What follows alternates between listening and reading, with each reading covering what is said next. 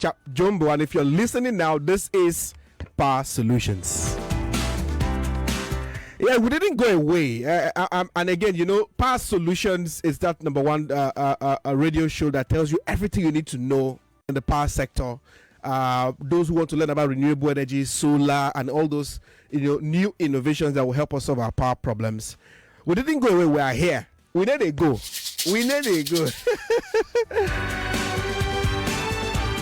Yeah, pretty exciting couple of weeks in the past. A lot of gists happening within the power sector, which, like always, I will give you what is happening, what is the latest, and just to let you know, the Energy Transition office has opened in Abuja, and a couple of events is happening within the week. So if you want to plug into that, maybe you need to check online and see how you can be part of this. You can check on LinkedIn, Energy Transition, Nigeria Energy Transition on LinkedIn, and see what's happening there. A lot of conversations you need to learn, and I like to encourage you to learn and learn and learn.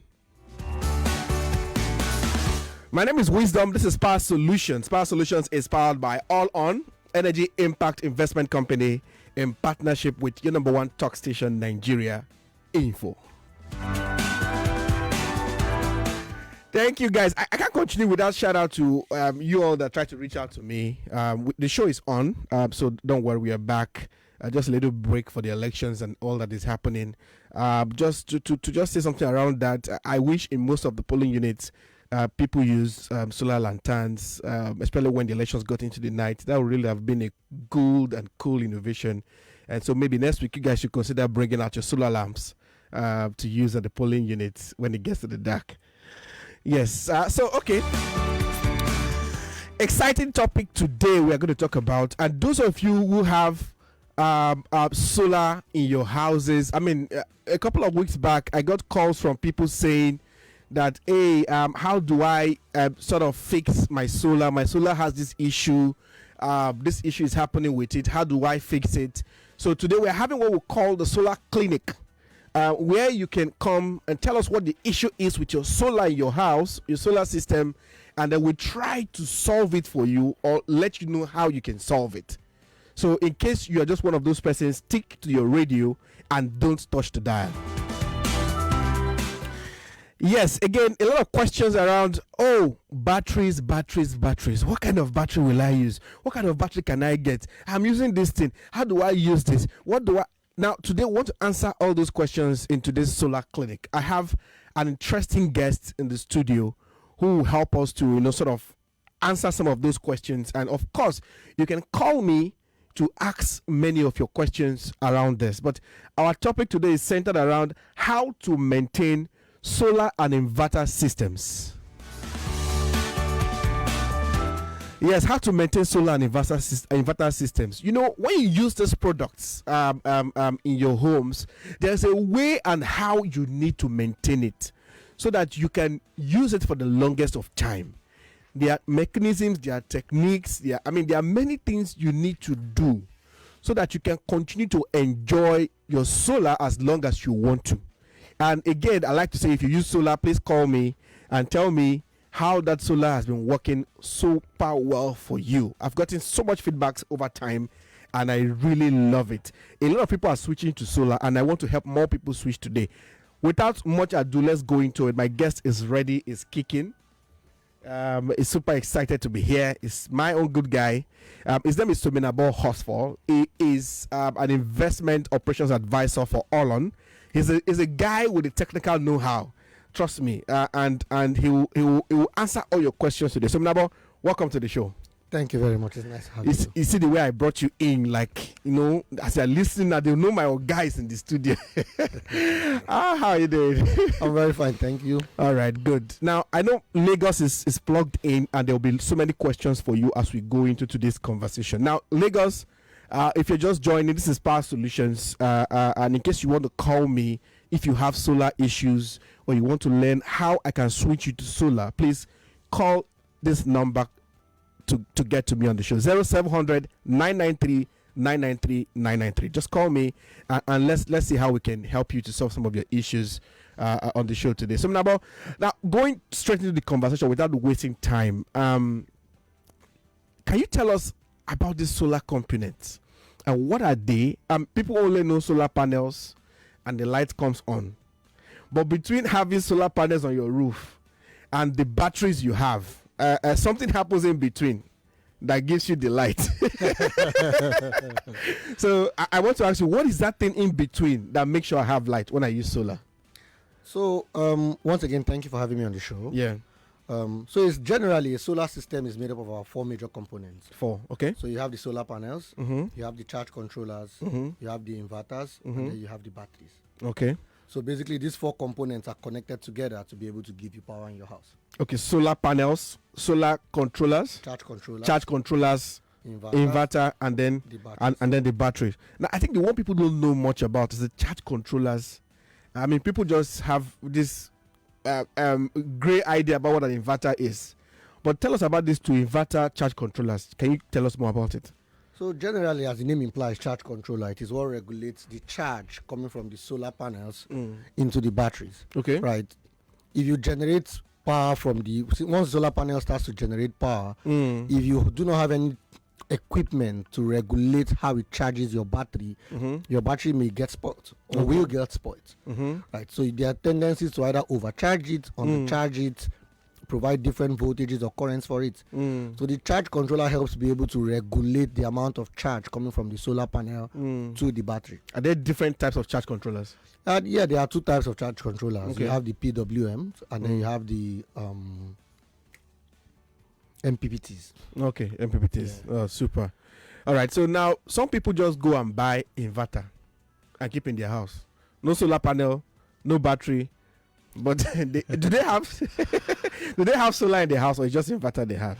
So generally, right, you can have a solar system. So the solar system comprises of the inverter system and then solar panels and the charge controller. Right? Okay. Meanwhile, the inverter system is just the inverter and the battery. Okay. In this case, if you just have an inverter and battery, it means you would have to charge your batteries using your grid or your generator. Right. So if there is no power in your house, maybe the grid doesn't supply power, then you'd have to turn on your generator to charge the battery, and then when there's no power, you use the power already stored in the battery. Right. But if you have a solar system, your solar panels now will be able to provide charge to your battery. Okay. So even when there's no grid or your generator is out, the solar panels will provide enough power to be able to supply you lights and be able to charge your batteries.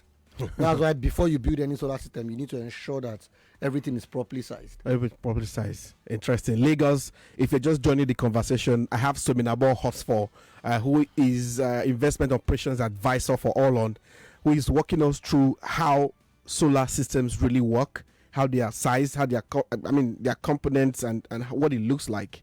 So if you're just joining, you've not missed much. But like I said, if you have issues with your solar, you want to call me. You have a window now to give me a call, and let's hear what your solar issue is. And Sominabo is here to give you a solution to it. Again, this is Power Solutions, sponsored by Allon, Energy Impact Investment Company, in partnership with Nigeria Info, your number 1 talk station. Now, Sominabo, coming back to you.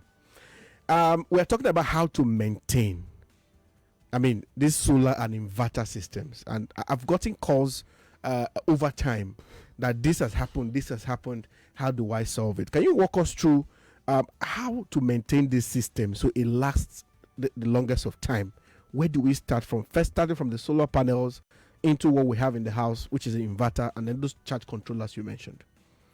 So generally, solar system and inverter system generally require little. Sorry, let's take this call quickly before we just, someone wants to reach out already.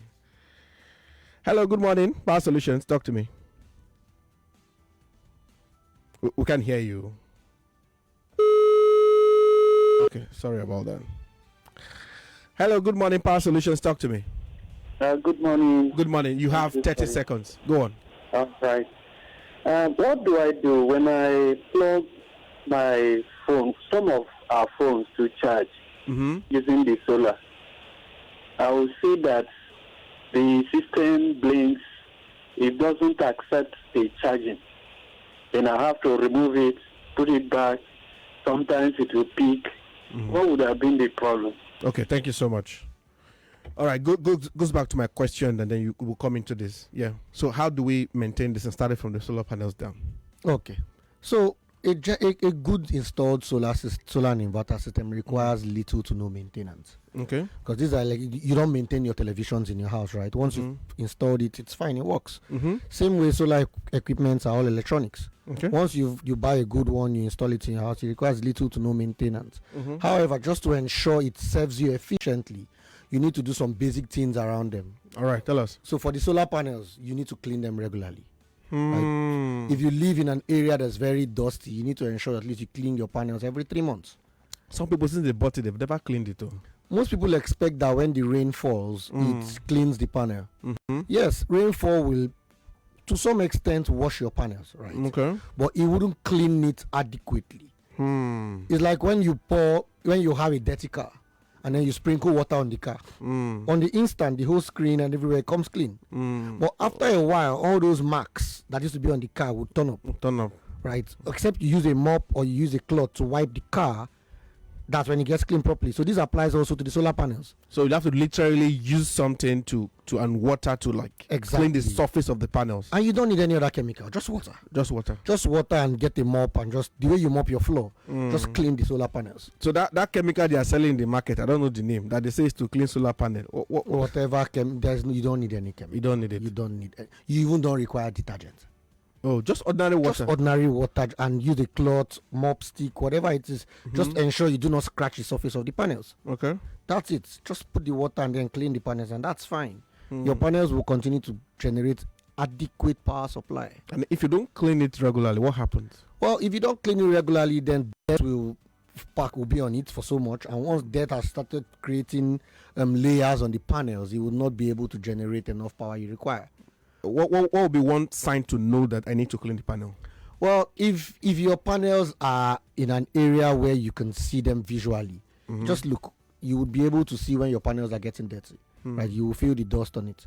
If your building is very high and you have no access to seeing the panels, again, look around your environment. How dusty does it get? Right. Somebody listening to us now is taking the radio to go and look at the thing inside the house to see which one is charge controller. I know somebody is doing it right now, but how do you maintain charge controllers? What kind of maintenance is supposed to happen there? The charge controllers and inverter inside the house. So the other 3 components are mostly kept indoor or in a secluded room to prevent direct water, right? So for those ones, just ensure they are properly installed in a well-ventilated environment. Okay. Right. As long as they are installed in a well-ventilated environment, they will continue to last. So the charge controllers and the inverters require no maintenance. From time to time, the same way you wake up and dust your TVs, just go around and dust them, and that's fine. But ensure they are installed in a well-ventilated environment. A well-ventilated environment. All right, Lego. So now let's go back to that question someone sort of asked, saying that when they charge the phone, he has to remove it again and plug it again. Something happens there each time. Do you understand what that issue could be? Okay, so I'll answer him before I discuss on how to maintain the batteries. But yes. For you to plug a phone on a solar system or maybe a solar box, and you have those kind of issues, right, is one of two things. It's either the solar box has a fault, or the phone charger has a fault. Okay. But generally, the power consumed by a phone is very small to be able to affect a solar box. All right, thank you so much for that. Now, before I go into the questions I'm getting, you want to talk about how to maintain the batteries. Now, the batteries are very peculiar because we know that, the cost of solar itself, a lot of it goes to the battery. That's why the cost is really high. I don't know if you can confirm that, but now how do we maintain the battery? I've gotten so many calls. Someone asked me, Wisdom, what kind of battery should I buy for my solar? I'm trying to put one together, but I'm not sure the kind of battery to buy. Can you help us first? What kind of batteries are good to use and how to maintain them? So there are different types of batteries across the world. Okay. Close off my head, there are about 10 different types of batteries. But currently in Nigeria, there are about 4 types. 4 types. That are very commonly used in Nigeria. Okay. So you have the lithium-ion batteries. You have the lead-acid batteries. The lead-acid batteries come in 2 types. Okay. You have the dry cell and you have the wet cell. Okay. And then you have the lead carbon batteries. Right. Generally, the lead acid batteries, the dry cell, the lithium ion batteries, and lead carbon batteries require zero maintenance. Okay. Just ensure they are installed in a well ventilated environment. That's for the lead? For the lead acid, for the dry cell. Dry cell. The lead carbon, and then the lithium ion. Okay. Just ensure they are installed in a well ventilated area. Okay. From time to time again, you could go around and dust them, but ensure that you do not touch the terminals and all of those. But that's pretty it. For the wet cell batteries, however, when you get them installed, they do come with this leveler. Okay. So it shows the level of the electrodes. Oh, okay. When it's full, it's at the top. When it's low, it goes down. Just ensure that it never goes very low. It's like when you check oil in your car. Just ensure it never passes that low point. So from every 3 months, every 6 months, ensure that level is high enough. And if it's not, just get distilled water and top it on it. Every 3 months or 6 months? Depending on how low it has gone. The one in my house, I topped the water. Last time I topped it, I used it for about 6 months. Lagos, I like that some of you are already popping your questions for me on WhatsApp, and that's how we should go. This is Power Solutions. We are here to give you solution to your problem. So now I have a question on WhatsApp, and we're out to go to our WhatsApp lines now. Power Solutions, I have an extra. I mean, I don't know what kind of battery is this inverter. Extra 1005 VA inverter, but it started slowing. Bro, I have taken it to different tech. None can detect the fault. Google it and it says battery temperature. What do I do? He would have to be a little explicit on what he means by slowing. Okay. But if he's talking about the thing dying off on him very fast, then it means his batteries are weak. Batteries are weak, okay. Because the work of an inverter is just to, as the name implies, inverter. It just converts DC power to AC power. All right. You can call us too on 0700 993 993 993. We'd like to hear from some of you. But I have another question again. It says, I have a 12 VA 200 battery, a 1 kV inverter, and a 50 AP WM charge controller, and 2 big solar panels. Don't know the rating. My problem is that my battery doesn't get charged fully in one day. What can I do, or what can I do to upgrade it in configuration? I don't know. It wants to upgrade it. It doesn't get charged full. So he's using a 1 kVA system. 1 kVA systems usually come in 12 or 24 volts. What 12 volt means is, so in that case, he has to use 1 battery. Depending on the size of his solar panels and how much he's consuming during the day. Yes, those batteries will never get full if it doesn't have grid power. Because the goal is for you to be able to consume during the day when you're generating and also have enough charge to store in the battery. Right? So if your panels are not big enough to generate enough to charge your batteries and still supply you, then obviously it will die out on you. And for him to have 1 battery, it means he needs to manage his load efficiently. And that goes to the next thing I'm going to ask. But let me take this question from Fred on WhatsApp. Fred is asking, what level or type of earthing is sufficient enough for inverter installation in our homes? Some of us don't even have earthing. Is there an average number of hours to charge the brand new inverter battery before using it to enjoy optimal enjoyment from the battery? Fred is asking.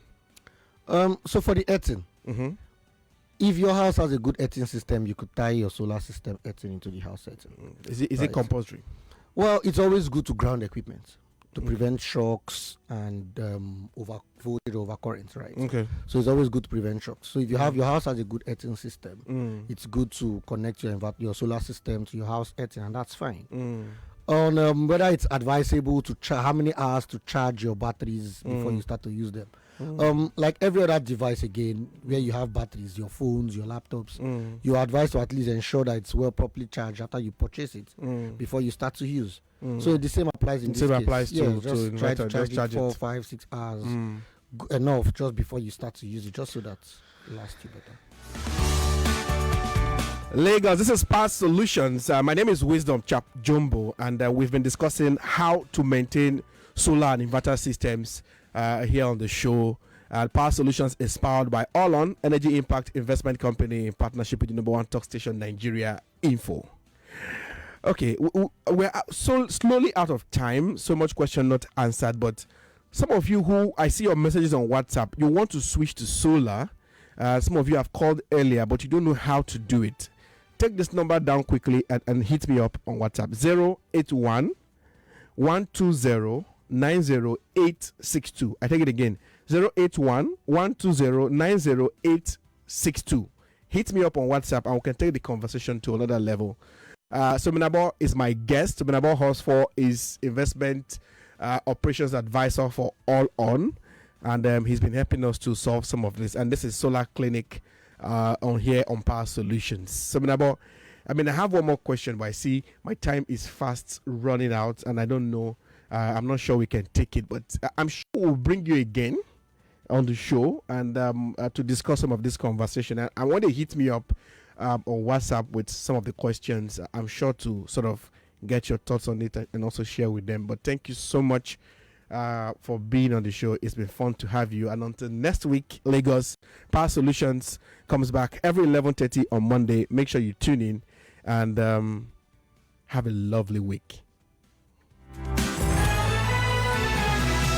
More talk, news, and sports after this.